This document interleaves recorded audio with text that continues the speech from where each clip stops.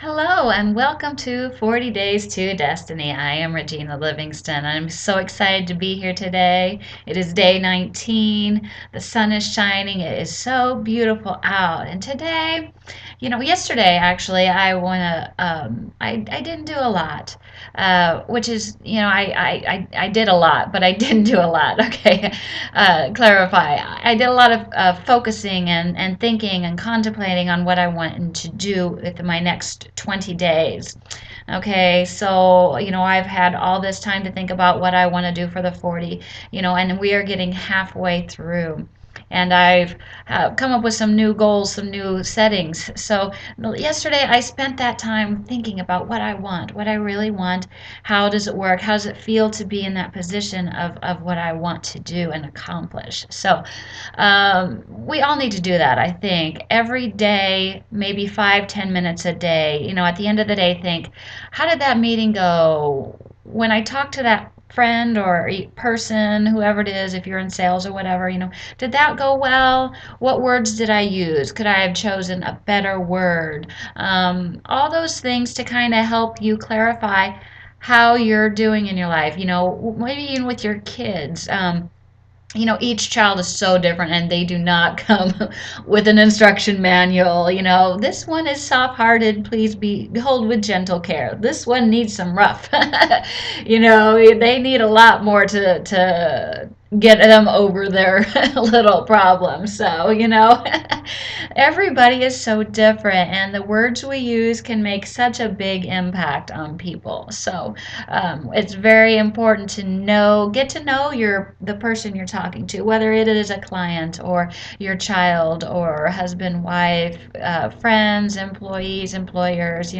Everybody has a little bit different perspective on life and how things work, and so those are things to think about. And if you can't do it each day, maybe set a time, 45 minutes on the weekend or something, of a little bit of you time, which is always a good thing. You need some of that, refresh, revitalize. Calgon, take me away, have a nice bath time. Some of the best things for me come in the shower or bath, when I can just lay and relax, or going for a walk in the park. I love that. That's one of my favorite things to do, and just listen to nature again, like I said. So those are good things to do, and I was contemplating a lot of that stuff. So one of the things that I was thinking about today and yesterday is counting the cost. Okay, how much do we need to accomplish a certain goal? We have made this really, really big goal of something. What are the smaller steps to get those bigger steps?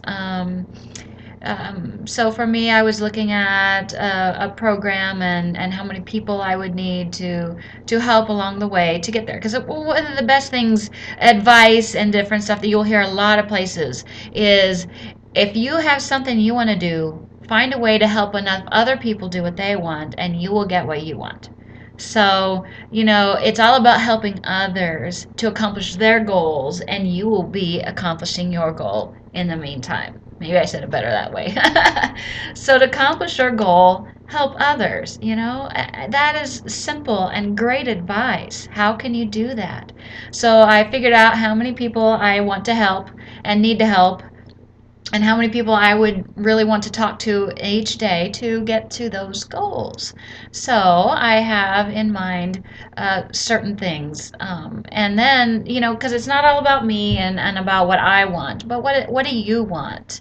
How can I help you get to your place? We don't want to be selfish in our getting, of course.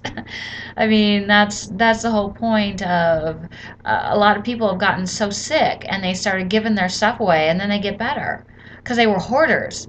They just hoarded all this stuff and kept it, and they're just like, and then they have no breathing room. Well, then they got rid of that stuff. Well, their energies changed. They had some elbow room. They could move again, and so they got better. It's amazing, if you keep all the good stuff in you and you can't expel that, out,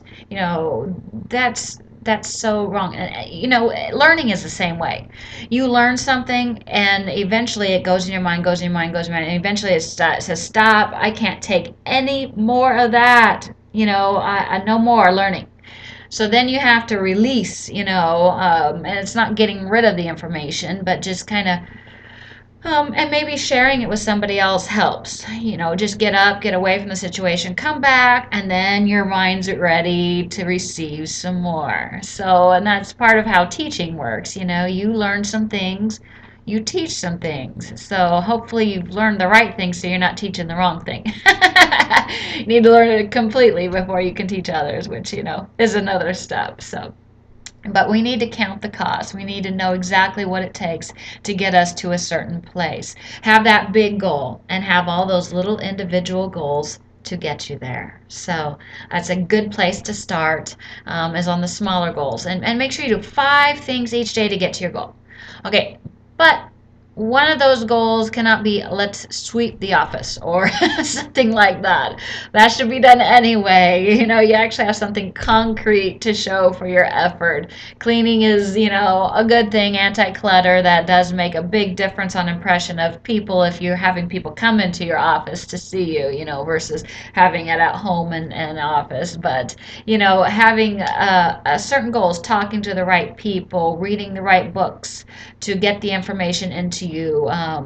Whatever it is. Of course, it will all vary depending on what you're trying to do with your life. If you are trying to learn a hobby of learning how to paint, there's so many YouTube videos out there that can be like, oh, so you learn this little stuff, and then you see another one to, but you actually have to paint.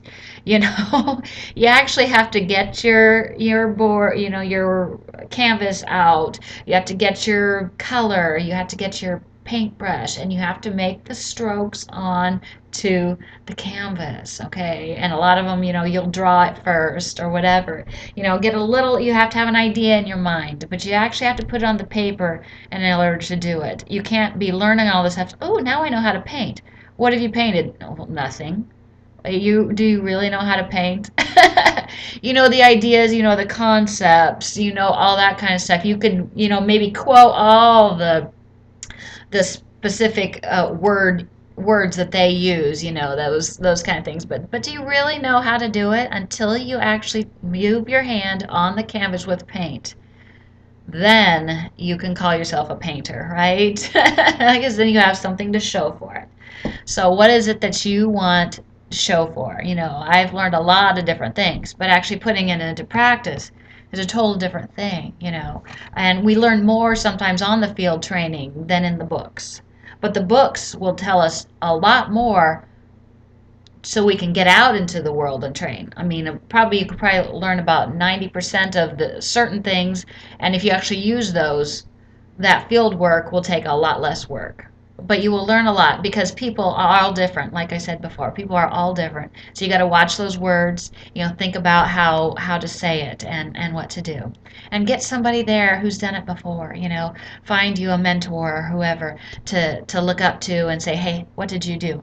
Hey, what, not bug them too much, but again, give them something back, take them out to eat, pay them for their services, depending on what it is. All those things are just vital because they're helping you, you're helping them. See it as a both-way, two-way street, okay? Well, you have a great day. I will come back tomorrow. Halfway point, yay, tomorrow. So we'll see how things are going then on our 40 Days to Destiny. Have an awesome day.